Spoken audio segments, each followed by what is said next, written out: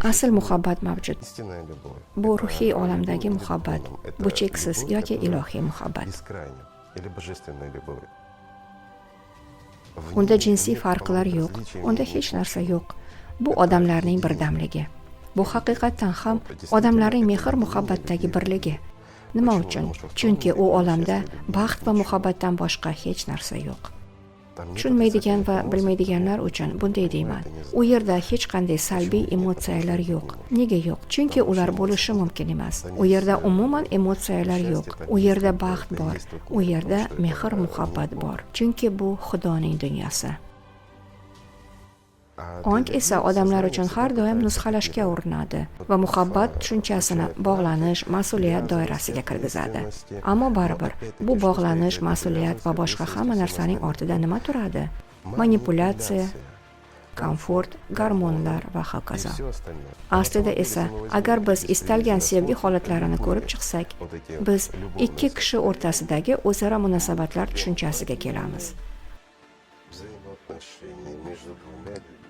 Ularda oliy tushunishdagi sevgi yo'q. Ular har doim bir-birini ortidan kuzatishadi, har doim bir-birini manipulyatsiya qilishga urinishadi, har doim bir-biridan nimanidir istashadi. Va hamma joyda nima bor? Avvalambor xudbinlik bor. Ikkinchi odam esa ajratilgan. Va ular hatto biz bir-birimizni his qilamiz deb aytishlari mumkin. Vaqt o'tishi bilan albatta his qilishadi. Tizim aralashib ketadi va ikki kishining ongi deyarli bittanikiday ishlay boshlaydi. Chunki ular uzoq vaqt yonma-yon bo'lishadi va ular hatto jim o'tirishlari mumkin, ruhiy odamlarday. Ammo ular bir-birini his qilishadimi? Ha, his qilish mumkin, o'shanda so'zlar kerak emas, chunki yagona til mavjud. Ammo bu odamlar biroz aytaylik ongning quchog'idan chiqib ketishganida mumkin. Lekin ong ham xuddi shunday nusxalaydi. Shunda odamlar bir-biriga shunchalik o'rganib qolishadiki, ayniqsa qariyalar, ular o'zlarining bir dunyosi bilan yashaydilar. Ular bir vaqtning o'zida bir xil iboralarni qo'llashni boshlaydilar. Chunki ong endi deyarli ikki kishiga bitta bo'lib qolgan. Demak, endi tomoshabin ikkita, sahnadagi artistlar esa biroz ko'proq. Tizim shunchaki ularda o'z kuchini tejaydi. Ammo buni sevgi desa bo'ladimi? Yo'q. Chunki bu hamisha azob-uqubat. Va yana e'tibor beringlar. Har xil romanlarda, filmlarda ongga bosma qoliplarni yuklaydigan va uni kodlaydigan barcha ommaviy axborot vositalarida sevgi hamma joyda azob-uqubat, fojia yoki yana biror narsa sifatida tasvirlanadi. Ya'ni ong qandaydir kechinmalar va emotsiyalar bilan to'ldiriladi. Endi esa keling ko'rib chiqaylik. Biz emotsiyalar, azob-uqubatlar va hokazolar haqida nimalarni bilamiz? Bular hammasi o'ziga e'tibor tortadigan narsalar. Ya'ni so'zning tom ma'nosida begonalarning sahna ko'rinishlari uchun yoki soddaroq aytganda, bo'shliq uchun to'lashga majbur qiladigan narsalar. Yoki iqtisodiy tilda aytadigan bo'lsak, bu yomon biznes. Shunday qilib odamlar o'zlarining ruhiy kuchlarini bo'shliqqa sarflab yo'qotishadi. Ammo o'sha turmush qurgan odamlar tinch totuv yashashi mumkinmi? Oddiy bir-birini hurmat qilish va tushunish, shuning o'zi oilaviy baxtning bir tarzi. Ammo oilada hech bo'lmaganda ruhiy, ma'naviy jihatdan ozmi ko'pmi erkin inson bo'lsa, u boshqasini tushunadi. U septonika hozir unga nima deyotganini tushunadi va hokazo. Lekin agar u juftini hurmat qilsa va bu odam bilan o'zini qulay his qilsa, u hech qachon unga yomonlik qilmaydi. U unga yordam beradi. U hozir 3 o'lchovlikda baribir qandaydir ma'lum manipulyatsiya bo'ladi. Odamni ruhiy yo'ldan yurishga majburlab bo'lmaydi yoki aksincha. Bu uning tanlovi. Ammo 3 o'lchovlikda birga yashash baribir bir-birining ma'lum bir manipulyatsiyasiga olib keladi, to'g'rimi? Ya'ni kimdir pollarni yuvishi kerak, kimdir do'konga borishi kerak va hokazo. Bu yerda yana oddiy ong ishga tushadi. Istayman, istamayman, bir-biriga yuklash. Men buni qilaman, sen buni qilasan va shunga o'xshash narsalar. Manipulyatsiya elementlari bor, elementar kelishuvlar. Shuning uchun bundan fojia yasashning hojati yo'q. Ammo bu narsalarni sevgi deb atash, aytaylik mumkin, lekin qo'shtirnoq belgisini qo'yish kerak. Qanday sevgi? Dunyoviy sevgimi yoki ruhiy, ma'naviy sevgi? Ammo odamlar ko'pincha chalkashtirishadi. Muammo ham shunda. Buni tushunish uchun esa ruhan takomillashish kerak. Shunda hammasi soddalashadi. Shunda odamlar o'z oilalaridan ketishmaydi yoki ularni buzishmaydi. Aksincha, agar kimdir haqiqatan ham ruhiy yo'ldan yursa, oilalar mustahkamroq bo'ladi. Ular buzilib keta olmaydi. Hatto oilada bir kishi haqiqatan ham ruhiy yo'lga turgan bo'lsa, u ruhiy rivojlanish bilan shug'ullansa, ikkinchisi esa qaysidir din bilan shug'ullansa yoki unga qiziqsa ham. Chunki har qanday din baribir Xudoga olib boradi.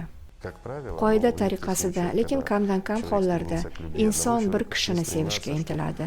Odam uning o'zi sevilishini istaydi. Uni odamlar sevishini, Xudo sevishini. Lekin sen qayerdasan? Sening sevging qayerda? Toki inson sevishni o'rganmas ekan, ya'ni insonning o'zi mana shu ruhiy kuchlarning, Alloh kuchlarining manbaiga aylanmas ekan, u doira bo'ylab yurib o'z artistlarini tinglayveradi. Ya'ni inson adashadi. Nima uchun bu sodir bo'ladi? Chunki birinchidan, bolaligimizda bizga to'g'ri harakat qilishni, qandaydir narsalarni qilmaslikni o'rgatishadi. Mana buni qilma, bu yomon. Mana buni qilma, bu yomon. Mana buni esa qilishing mumkin, bu yaxshi deyishadi. Ammo bizga buning ortida nima turishini o'rgatishmaydi. Men bizni shunday yoki boshqacha yo'l tutishga majburlaydiganning ortida nima turishini nazarda tutyapman. Hatto bolaligimizda ham bizga yomon narsalarni qilishga majburlaydiganning. Buning ortida nima turadi? Buning ortida aynan biz ishlab chiqarmaydigan, lekin biz qabul qiladigan fikr turadi. Va mana shu fikrlar bizni boshqalarga nisbatan va hatto o'zimizga nisbatan yomon harakat qilishga majbur qilishadi. Bizni ko'pincha o'zimizga zarar yetkazadigan ma'lum harakatlarga majbur qilishadi. Buning uchun esa keyin o'zimiz to'laymiz. Bizning ongimiz mana shunday ishlaydi. Agar bizni bolalikda fikrlarimizni kuzatishni, ularni nazorat qilishni, yomon narsalarni qabul qilmaslikni o'rgatishganida va buni qanday qilishni aytishganida edi, katta bo'lganimizda ham xatolarga yo'l qo'ymas edik. Biz bizni sevadigan kishini qidirishga intilmasdik. Biz haqiqatan ham boshqalarni sevgan bo'lardik, hayotni sevgan bo'lardik, Xudoni sevgan bo'lardik, bir-birimizni sevgan bo'lardik. Dunyo ham butunlay boshqacha bo'lardi. Bu oddiy, bu oson, darhaqiqat bu oson, lekin bu oddiy narsa barcha odamlar uchun haqiqatga aylanishi uchun buni tushunadigan va haqiqatan ham befarq bo'lmagan barcha insonlar ulkan mashaqqatli mehnatni amalga oshirishi kerak.